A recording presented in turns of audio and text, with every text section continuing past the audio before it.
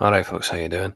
So I came across this just the other day there and kind of forgot about it, and then I woke up at 2:30 in the morning and remembered it, as you do.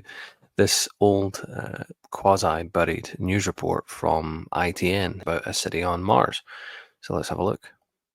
Soviet scientists are baffled by photographs of the surface of Mars, taken by the space probe Phobos as it traveled over the planet's equator.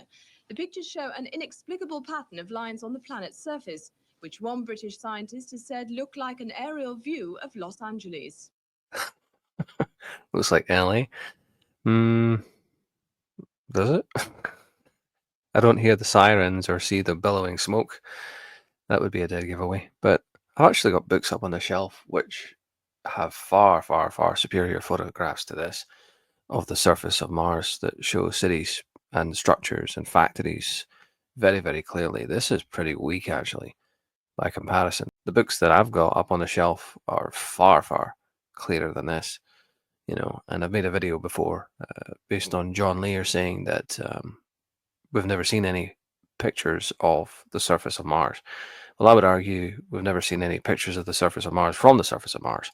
But, orbital photographs might be a different matter. But I don't know. Does that look like a city? Not really. It just looks like a bunch of rocks. But she is kind of onto the right idea. There are indeed old, abandoned cities on Mars. But this doesn't really look like much of anything. That's all for now. More news later. Sometimes you have to go to these old news reports to really get the truth.